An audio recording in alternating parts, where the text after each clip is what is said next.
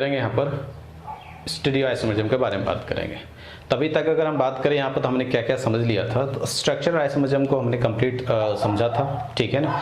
और structure isomerism में हमने क्या क्या समझा था, तो chain isomerism, position isomerism, metamerism, functional isomerism, ring chain isomerism और टोटोमरिज्म को हमने क्या करा था, डिटेल में समझा था।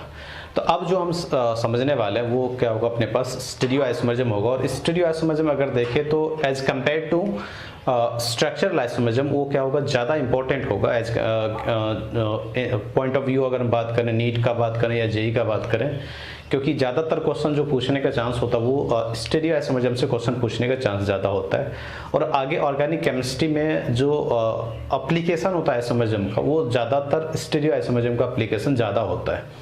खास करके जेई मेंस और एडवांस में अगर देखेंगे तो स्टीरियो आइसोमरिज्म का एप्लीकेशन बहुत ज़्यादा, एप्लीकेशन वाले जो क्वेश्चन होते हैं वो बहुत ज़्यादा अपने को मिलता है। नीट में अगर देखें तो बेसिक सा क्वेश्चन आता है, सिंपल क्वेश्चन आता है तो स्टीरियो आइसोमरिज्म से, लेकिन वो भी लगातार नहीं पूछा जाता, कभी पूछा जाता है कभी नहीं पूछा जाता है। लेकिन जो भी क्वेश्चन पूछा जाता है वो क्या होता है, बहुत ही आसान होता है। तो आज यहाँ पर हम बात करने वाले क्या, स्टीरियो आइसोमरिज्म के बारे में। तो देखते हैं अपने पास, तो आज जो हम जो बात करेंगे वो है अपने पास स्टीरियो आइसोमेरिज्म। स्टीरियो आइसोमेरिज्म अगर हम बात करें, त्रिविम समावयवता, ठीक है ना। अब देखो स्टीरियो आइसोमेरिज्म अगर हम बात करें तो हमने स्ट्रक्चरल आइसोमरिज्म जैसे हमने बात करा था, तो स्ट्रक्चरल आइसोमरिज्म को हमने कैसे डिफाइन करा था, तो हमने स्ट्रक्चरल आइसोमरिज्म को डिफाइन करा था कि जिसका मॉलिक्यूलर फॉर्मूला क्या हो, सेम हो, लेकिन स्ट्रक्चर क्या हो, अलग अलग हो। दो कंपाउंड जिसका मॉलिक्यूलर फॉर्मूला क्या हो, अलग अलग हो, लेकिन उसका स्ट्रक्चर क्या हो, दो कंपाउंड जिसका मॉलिक्यूलर फॉर्मूला क्या हो, सेम हो, लेकिन उसका स्ट्रक्चर क्या हो, डिफरेंट हो, तो वो क्या था, अपने पास स्ट्रक्चरल आइसोमरिज्म होता था, ठीक है। अब स्टीरियो आइसोमरिज्म अगर हम बात करेंगे तो स्टीरियो आइसोमरिज्म में अगर हम देखें तो इसको किस तरह से डिफाइन कर सकते हैं, सबसे पहले इसको हम समझते हैं, फिर हम इस एग्जांपल लेकर हम सारा कहानी को यहाँ पे क्या करेंगे, समझने की कोशिश करेंगे। तो स्टीरियो आइसोमरिज्म क्या होगा, अब देखो यहाँ पर मॉलिक्यूलर फॉर्मूला तो सेम होगा ही, आईपीएससी नेम स्ट्रक्चरल आइसोमरिज्म के लिए क्या था, डिफरेंट था, लेकिन स्टीरियो आइसोमरिज्म के लिए आईपीएससी नेम क्या रहेगा, सेम रहेगा। तो मॉलिक्यूलर फॉर्मूला सेम रहेगा, आईपीएससी नेम सेम रहेगा, ड्यू सेम रहेगा, स्ट्रक्चर भी क्या रहेगा, सेम रहेगा, लेकिन एटम हो या ग्रुप हो या इलेक्ट्रॉन डेंसिटी हो, उसका अरेंजमेंट स्पेस में क्या होगा, डिफरेंट मिलेगा। वही अपना क्या कहलाएगा, स्टीरियो आइसोमरिज्म कहलाएगा, ठीक है। अगर अपने को डिफाइन करना हो तो क्या क्या बोल सकते हैं, टू और more than two compound having same molecular formula, same structure but different arrangement of group or atoms in space is known as stereoisomers and phenomena is known as stereoisomerism। तो अगर इसको हम एक लाइन में अगर define कर लें, two और more than two compound having same molecular formula and structure but arrangement of atom or group or electron density in space is known as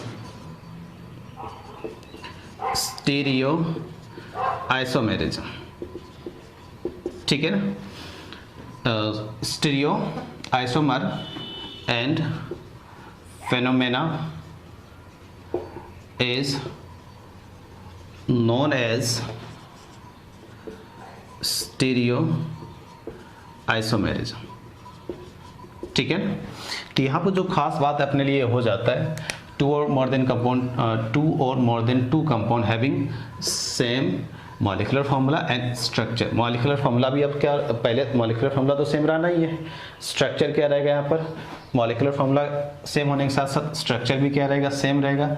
लेकिन जो सबसे खास बात है यहाँ पर, अरेंजमेंट ऑफ एटम ग्रुप और electron density in space is different is different is known as, ठीक है ना, stereoisomer and phenomena is known as stereoisomerism. दो या दो से अधिक कंपाउंड जिसका मॉलिक्यूलर फॉर्मूला और स्ट्रक्चर क्या होगा, सेम होगा, लेकिन एटम या ग्रुप का स्पेस में अरेंजमेंट क्या हो जाएगा, अलग अलग हो जाएगा, तो वही अपना क्या हो जाता है, स्टीरियो आइसोमर हो जाता है, और उस फेनोमेना को अपन क्या बोलते हैं, स्टीरियो आइसोमरिज्म बोलते हैं, ठीक है ना। तो इसके लिए अगर हम इन शॉर्ट में कुछ पॉइंट ध्यान रखना चाहें, इन शॉर्ट में तो क्या ध्यान रख सकते हैं, क्या कौन कौन से पॉइंट ध्यान रख सकते हैं। सबसे पहले अगर देखें तो मॉलिक्यूलर फॉर्मूला एंड डी क्या रहेगा, सेम रहेगा। ये तो जितने भी अपने पास आइसोमरिज्म होता है सबके लिए ये क्या रहेगा, सेम रहेगा। मॉलिक्यूलर फॉर्मूला और डी क्या रहेगा, सेम रहेगा। उसके बाद अगर बात करें तो यहाँ पर आईपीएससी नेम भी क्या रहेगा, आईपीएससी नेम एंड स्ट्रक्चर भी क्या रहेगा, अपने पास सेम रहेगा। लेकिन जो सबसे खास बात है, अरेंजमेंट ऑफ एटम्स और group in space is different. ये इन शॉर्ट में हम क्या कर सकते हैं, ये पॉइंट ध्यान रख सकते हैं। तो मॉलिक्यूलर फॉर्मूला और डी क्या रहेगा, सेम रहेगा। आईपीएससी नेम और स्ट्रक्चर क्या रहेगा, सेम रहेगा। जो सबसे खास बात यहाँ पर है वो क्या है, अरेंजमेंट ऑफ एटम और groups in space is different is known as stereoisomerism, ठीक है ना। जैसे मान लो एक छोटा सा एग्जांपल ले लेते हैं, तब हम अपन आगे चलेंगे। अपने पास एक छोटा सा एग्जांपल है, छोटा सा एग्जांपल क्या है, C4H8, ठीक है ना। क्या है अपने पास, C4H8। अपने पता है कि DO इसका क्या होता है, एक होगा, और DO एक अगर होगा तो एक डबल बॉन्ड हो सकता है। और ज्योमेट्रिकल आइसोमर बात जब हम जब स्टीरियो आइसोमर बात करेंगे तो वहाँ पर हम इस पर देखेंगे कि कहाँ कहाँ स्टीरियो आइसोमर होगा और कहाँ कहाँ नहीं होगा, तो उस पर हम आगे बात करेंगे। अभी फिलहाल अगर हम देखें इसका ओपन चेन स्ट्रक्चर बनाए, तो स्ट्रक्चर अगर हम इसका देखें तो स्ट्रक्चर क्या हो जाएगा अपने पास, CH3CH डबल बॉन्ड CH3, ठीक है ना।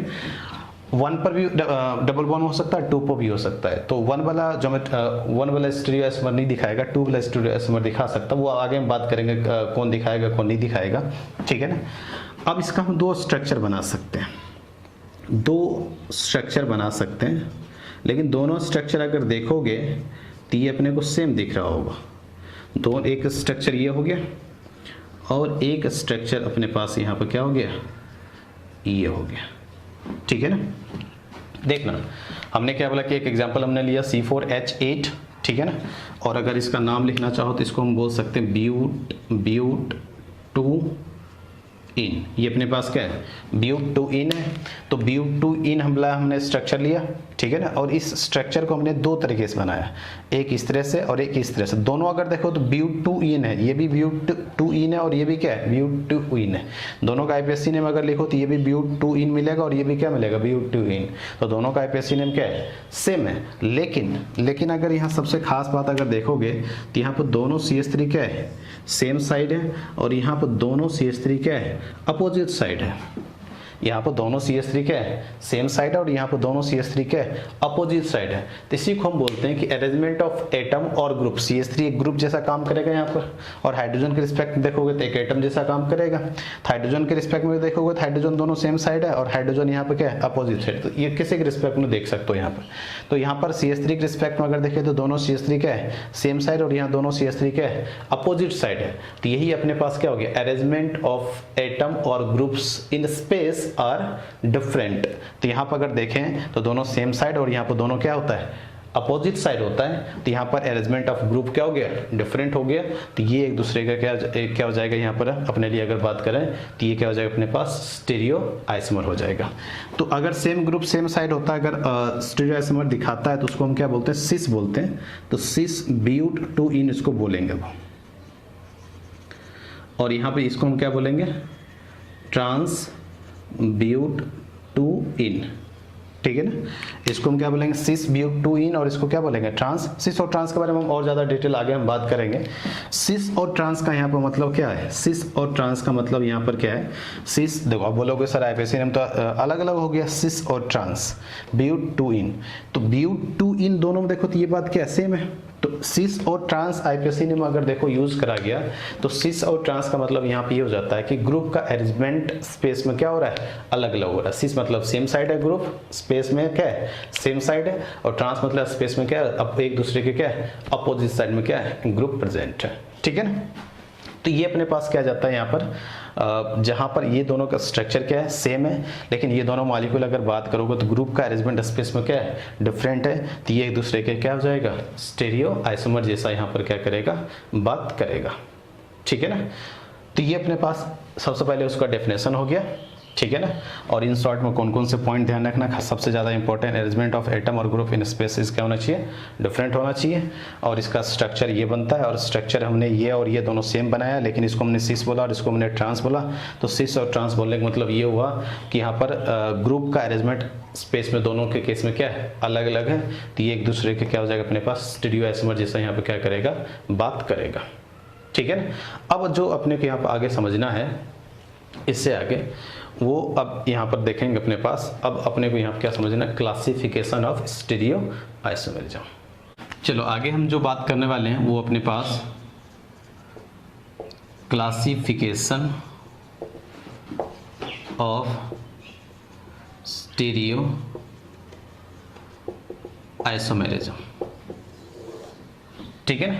स्टीरियो आइसोमेरिज्म को अगर हम यहाँ पर क्लासिफिकेशन अगर देखें तो हम किस तरह से इसको समझ सकते हैं, इसको यहाँ पर लेते हैं। तो क्लासिफिकेशन ऑफ स्टीरियो आइसोमेरिज्म अगर देखोगे तो इसको हम दो पार्ट में डिवाइड करेंगे। एक होता अपने पास कॉन्फ़िगरेशनल और एक होता अपने पास कन्फॉर्मेशनल। ध्यान समझना, एक अपने पास क्या होता है, कॉन्फ़िगरेशनल होता है, और एक अपने पास क्या होता है, कन्फॉर्मेशनल होता है। कॉन्फ़िगरेशनल अगर देखोगे तो ये क्या होता है, आइसोलेबल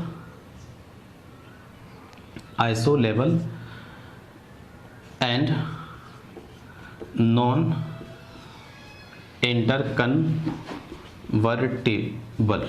इसका मतलब क्या होगा हम देखेंगे। और ये क्या होता है, नॉन आइसोलेबल एंड इंटर कन्वर्टिबल। इसका मतलब क्या है, पर आइसोलेबल का मतलब अगर देखें तो आइसोलेबल मतलब ये होता है जिसको हम सेपरेट कर सकते हैं, जिसको क्या कर सकते हैं, अलग अलग किया जा सकता है। ठीक है ना। जिसको क्या करा जा सकता है, अलग अलग किया जा सकता है, सेपरेटेड बाय फिजिकल और केमिकल मेथड। आइसोलेबल का मतलब क्या हो जाएगा, सेपरेटेड बाय फिजिकल और केमिकल मेथड। ठीक है ना। आइसोलेबल मतलब जिसको अलग अलग किया जा सकता है, वो फिजिकल मेथड भी हो सकता है, वो तो अपने पास क्या हो सकता है, केमिकल मेथड। अब नॉन आइसोलेबल मतलब क्या हो सकता है, जिसको सेपरेट नहीं किया जा सकता है। ठीक है। नॉन इंटर कन्वर्टेबल मतलब क्या होता है, एक फॉर्म से दूसरे फॉर्म में कन्वर्ट नहीं किया जा सकता है। जैसे मैंने अभी बताया था कि अपने पास स्टीरियो आइसोमर एक सिस होता है और एक क्या होता है, ट्रांस होता है। तो सिस को ट्रांस या ट्रांस को सिस में हम क्या कर सकते हैं, रूम टेम्परेचर पर चेंज नहीं कर सकते। तो नहीं एक फॉर्म से दूसरे फॉर्म, एक स्टीरियो आइसोमर से दूसरे स्टीरियो आइसोमर में नहीं कन्वर्ट करना, उसी को हम क्या बोलेंगे, नॉन इंटर कन्वर्टेबल बोलते हैं। Do not change one form to another. ठीक है ना। तो कॉन्फ़िगरेशनल क्या होता है, आइसोलेबल होता है, मतलब जिसको फिजिकल या केमिकल मेथड से क्या करा जा सकता है, सेपरेट किया जा सकता है। नॉन इंटर कन्वर्टेबल मतलब एक स्टीरियो आइसोमर के एक फॉर्म को दूसरे फॉर्म में कन्वर्ट हम नहीं कर सकते।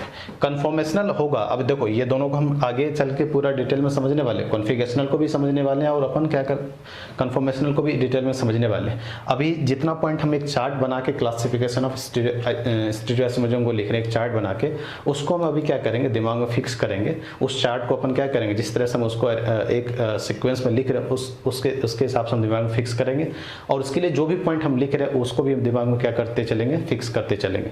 बाकी हम एक एक को आगे चल के पूरा डिटेल में क्या करने वाले हैं, समझने वाले हैं। तो नॉन आइसोलेबल मतलब क्या हुआ, जिसको सेपरेट नहीं किया जा सकता है। इंटर कन्वर्टेबल मतलब क्या हो गया, जिसको एक फॉर्म से दूसरे फॉर्म में कन्वर्ट किया जा सकता है। ठीक है, अब अगर बात करें तो अपने पास कॉन्फ़िगरेशनल के लिए आता है, अपने पास दो फॉर्म आता है।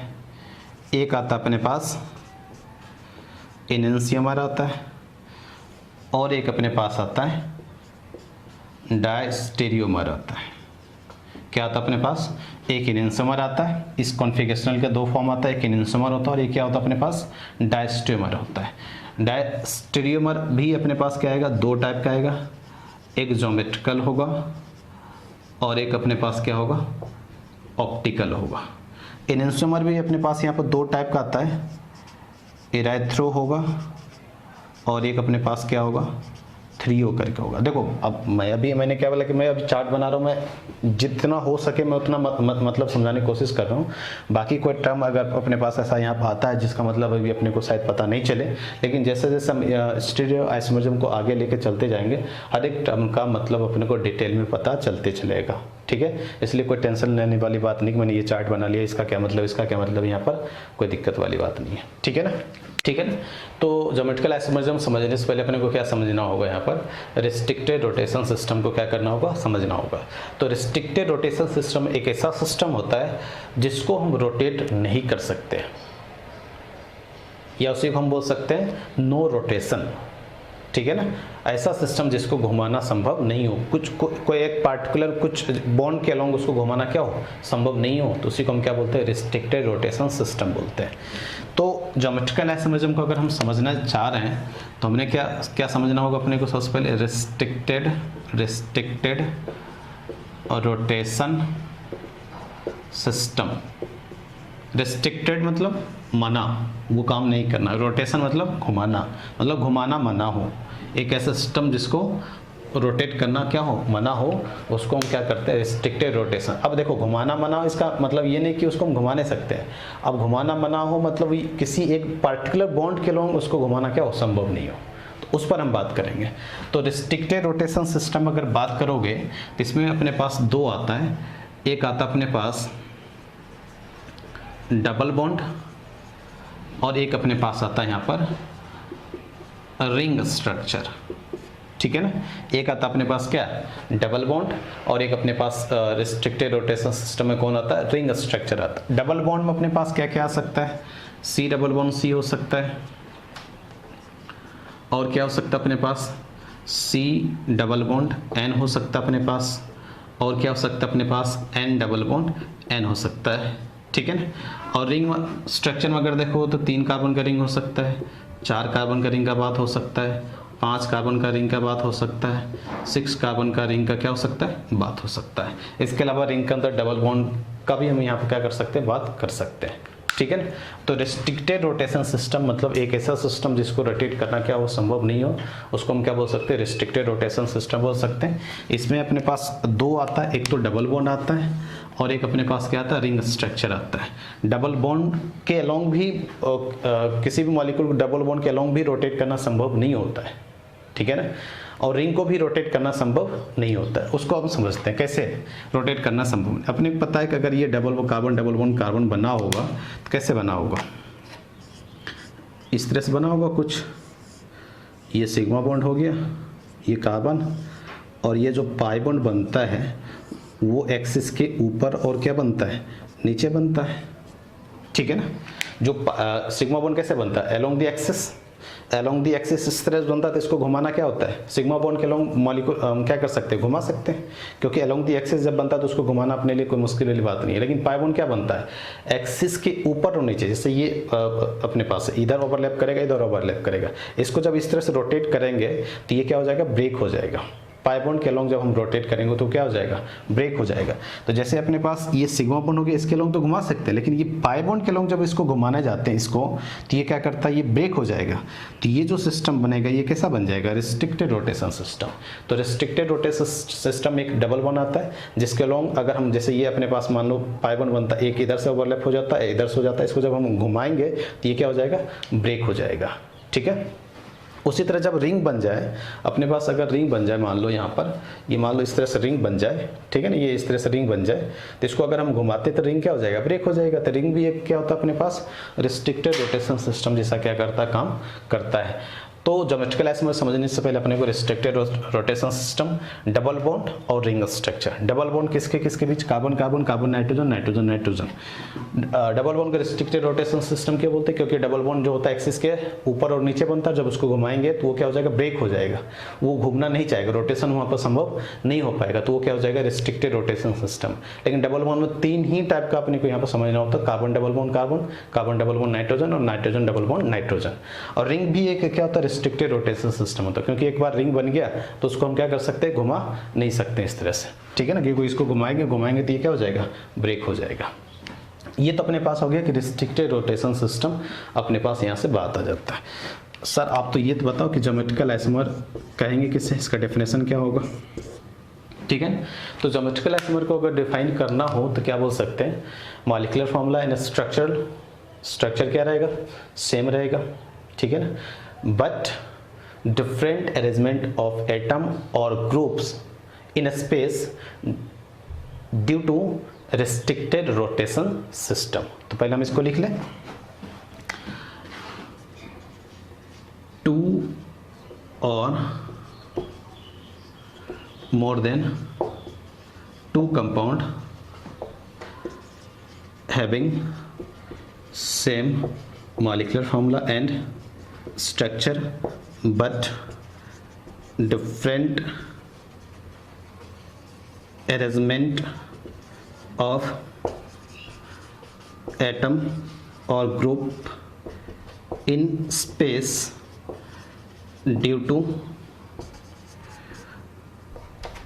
a restricted rotation system,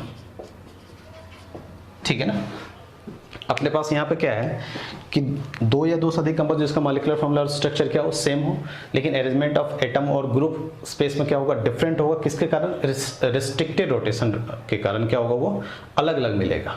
group या एटम का अरेंजमेंट स्पेस में क्या मिलेगा, अलग अलग मिलेगा, किसके कारण मिलेगा, due to restricted rotation system, ठीक है ना। तो यहाँ पर जो सबसे बड़ा डिफरेंट अरेंजमेंट ऑफ एटम और group in space due to restricted rotation system is known as geometrical isomer and phenomena is known as geometrical isomerism, ठीक है ना। तो ये तो अपने पास यहाँ पर इसका डेफिनेशन आ गया। हम कुछ एग्जांपल या कुछ और कंडीशन पर हम क्या करेंगे, यहाँ पर बात करेंगे। चलो, तो हमने रेस्ट्रिक्टेड रोटेशन सिस्टम को हमने समझ लिया। उसका मतलब क्या हो सकता है, एक ऐसा सिस्टम जिसको रोटेट करना संभव नहीं, उसमें डबल बॉन्ड आता है और रिंग स्ट्रक्चर आता है। ज्योमेट्रिकल आइसोमर क्या होता है, मॉलिक्यूलर फॉर्मूला और स्ट्रक्चर क्या होगा, सेम रहेगा, लेकिन ग्रुप या एटम का अरेंजमेंट स्पेस में रेस्ट्रिक्टेड रोटेशन सिस्टम के कारण क्या रहेगा, अपने पास अलग अलग मिलेगा। तो अपने पास वो क्या हो जाता है, ज्योमेट्रिकल आइसोमर हो जाता है, ठीक है। यहाँ तक हमने समझा।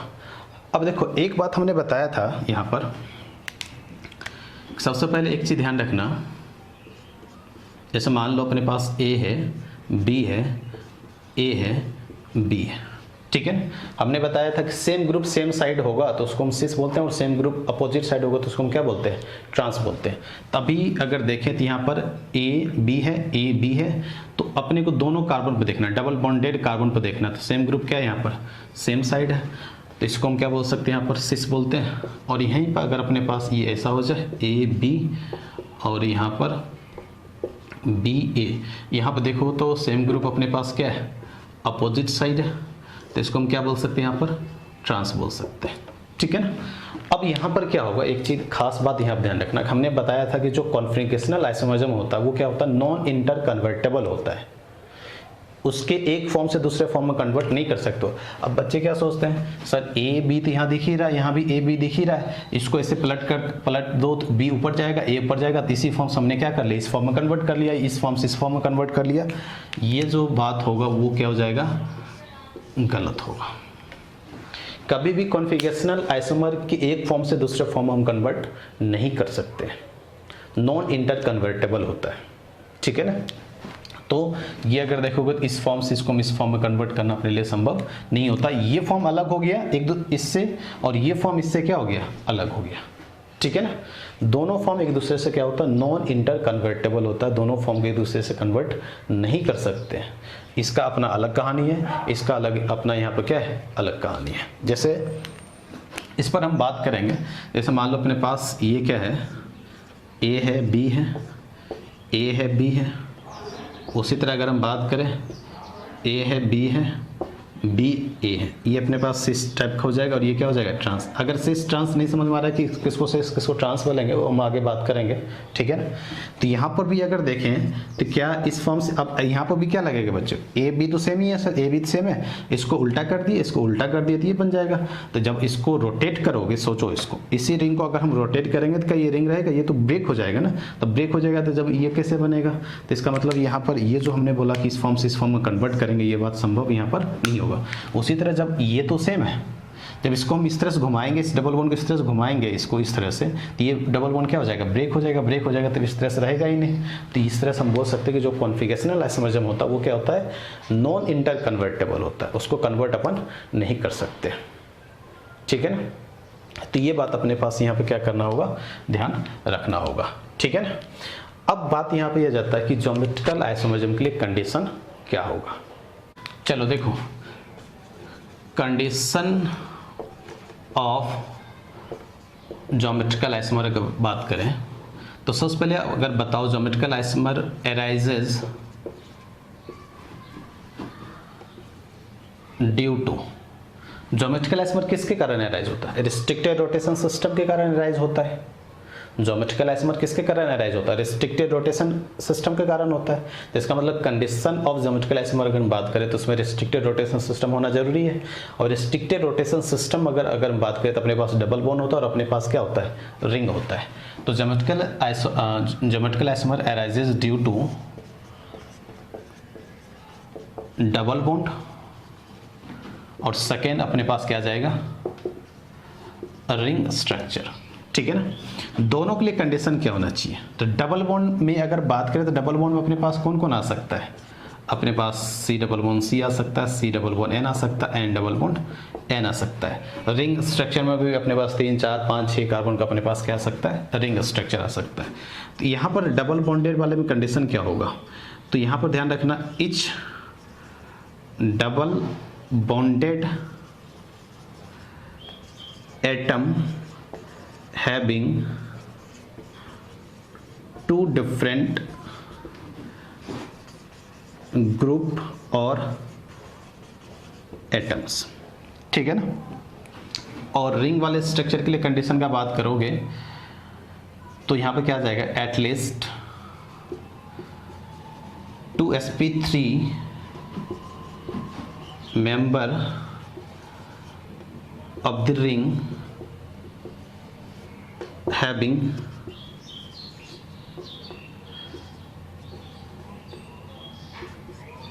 two different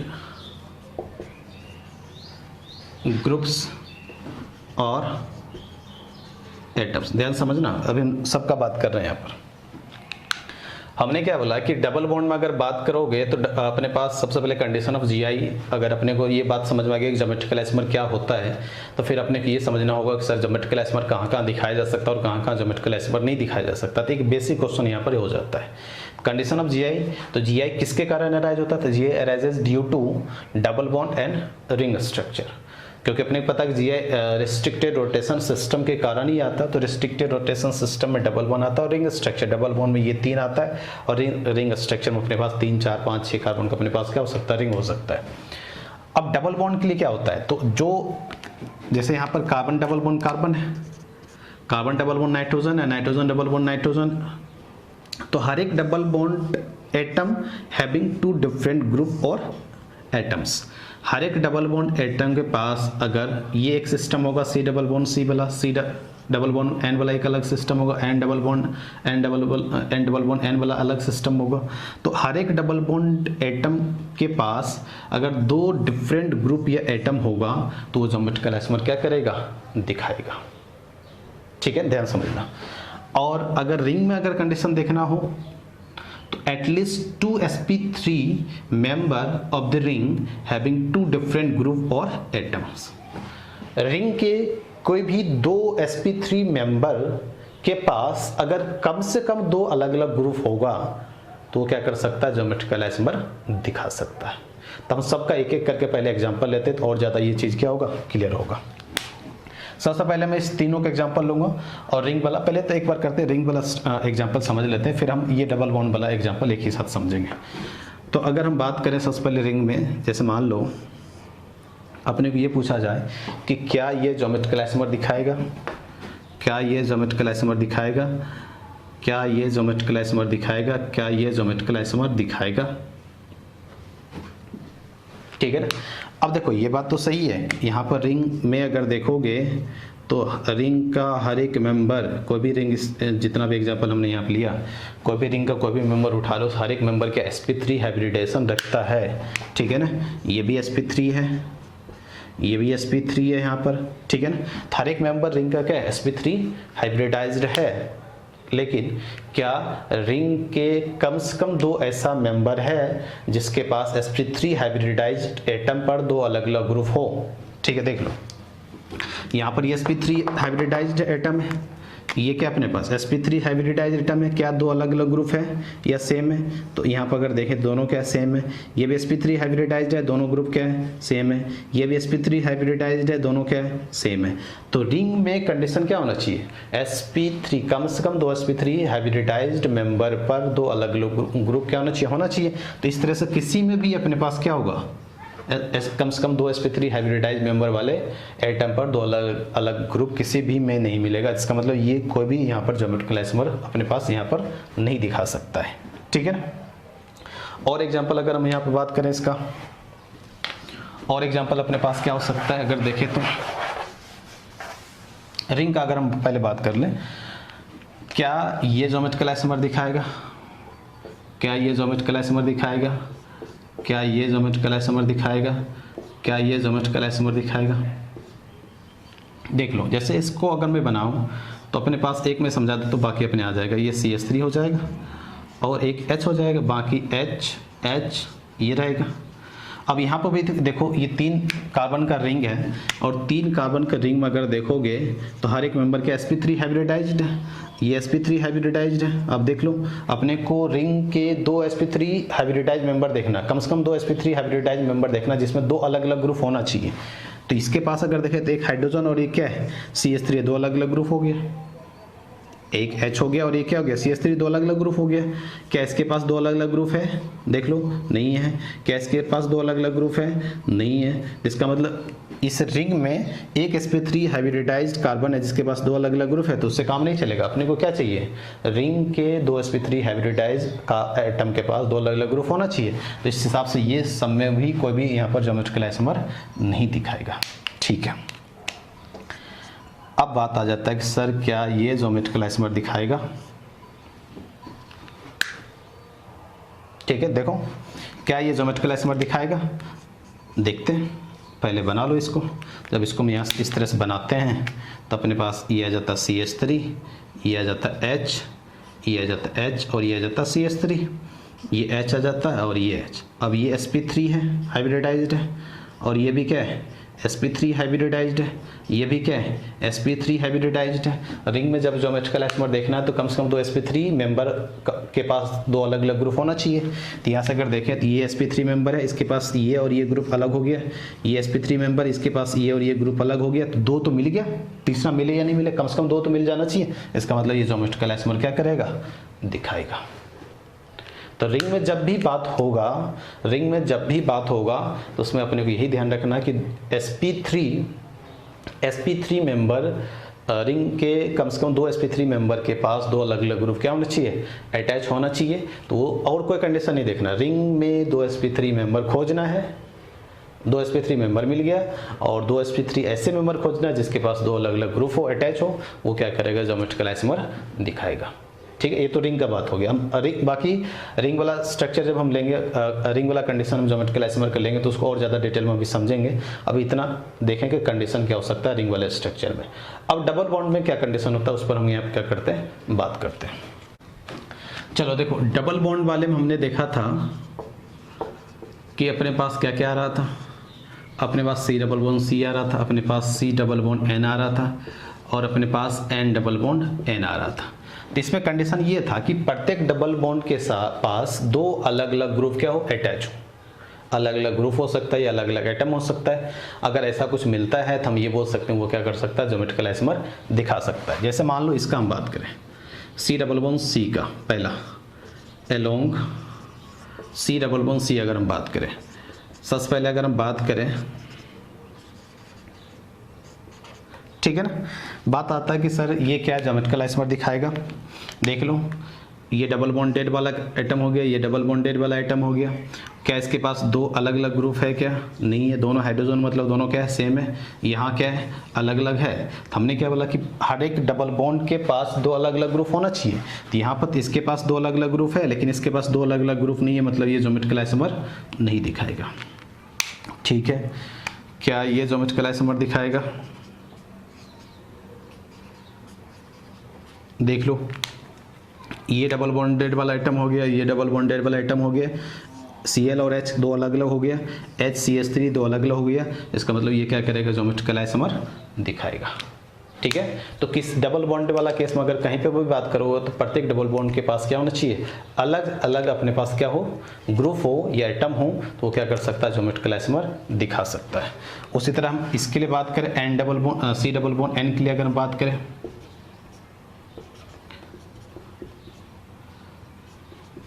ठीक है ना। अब देखो, एक नाइट्रोजन पे एक क्या आता अपने पास, लोन पेयर भी आता। तीन बॉन्ड बनाएगा तो एक लोन पेयर भी आएगा। तो क्या ये ज्योमेट्रिकल आइसोमर दिखाएगा? तो लोन पेयर भी एक ग्रुप जैसा काम करता है, ध्यान रखना। लोन पेयर भी क्या होता है, एक लोन पेयर हो या नेगेटिव चार्ज हो, एक ग्रुप जैसा काम करेगा। पॉजिटिव चार्ज ग्रुप जैसा काम नहीं करता है।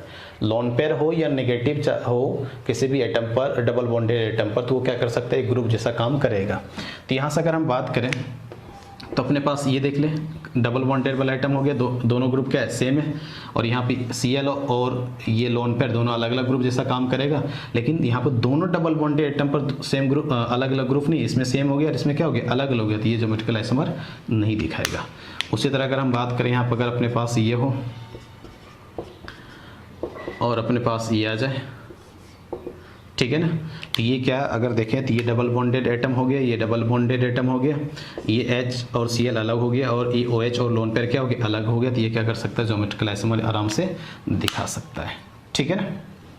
उसी तरह अगर हम बात करें यहाँ पर N डबल बॉन्ड N के लिए, तो N डबल बॉन्ड N जब भी बात होगा, ध्यान रखना अपने पास,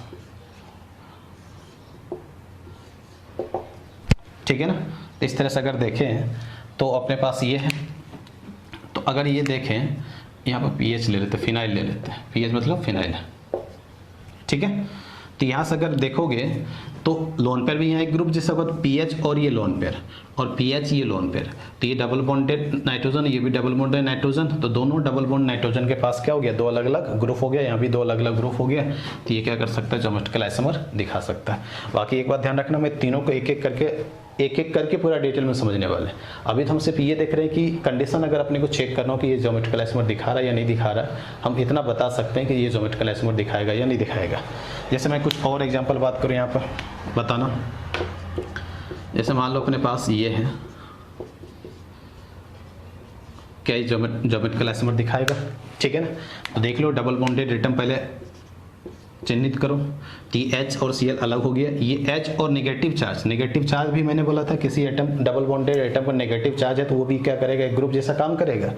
तो ये और ये ग्रुप अलग हो गया, H और नेगेटिव चार्ज क्या हो गया, अलग अलग ग्रुप हो गया। इसका मतलब ये ज्योमेट्रिकल आइसोमर क्या कर सकता है, दिखा सकता है। और अगर हम बात करें यहाँ पे एग्जाम्पल, क्या ये ज्योमेट्रिकल आइसोमर दिखा सकता है, देख लो। तो हमने बोला किसी डबल बॉन्डेड एटम पर अगर पॉजिटिव चार्ज हो तो वो ग्रुप जैसा काम नहीं करता है। तो अगर यहाँ पर देखें तो ये और ये क्या हो गया, डिफरेंट हो गया, लेकिन H और पॉजिटिव चार्ज कोई ग्रुप जैसा होता नहीं। तो इसका मतलब इस कार्बन के पास क्या है, इस कार्बन के पास अगर देखें यहाँ पर, इस कार्बन के पास, तो ये और ये क्या हो गया, डिफरेंट हो गया। लेकिन इस कार्बन के पास अगर देखें तो एक H ही, दूसरा ग्रुप तो है ही नहीं, पॉजिटिव चार्ज मतलब कोई ग्रुप है ही नहीं। तो इसका मतलब ये क्या करेगा, ज्योमेट्रिकल आइसोमर नहीं दिखाएगा। तो ये अपने पास क्या हो गया, कंडीशन ऑफ ज्योमेट्रिकल आइसोमर का हो गया, ठीक है ना। ज्योमेट्रिकल आइसोमरिज्म का क्या हो गया, यहाँ पर कंडीशन का बात हो गया, ठीक है ना। अब हम आगे बात करेंगे एक एक करके यहाँ पर कि सी डबल बॉन्ड सी में क्या कंडीशन होनी चाहिए, सी डबल बॉन्ड एन में क्या होना चाहिए, एन डबल बॉन्ड एन में क्या क्या बात होना चाहिए। तो अब यहाँ पर क्या करते हैं हम एक एक करके यहाँ पर ज्योमेट्रिकल आइसोमरिज्म को और ज़्यादा डिटेल में क्या करते हैं समझते हैं, ठीक है ना।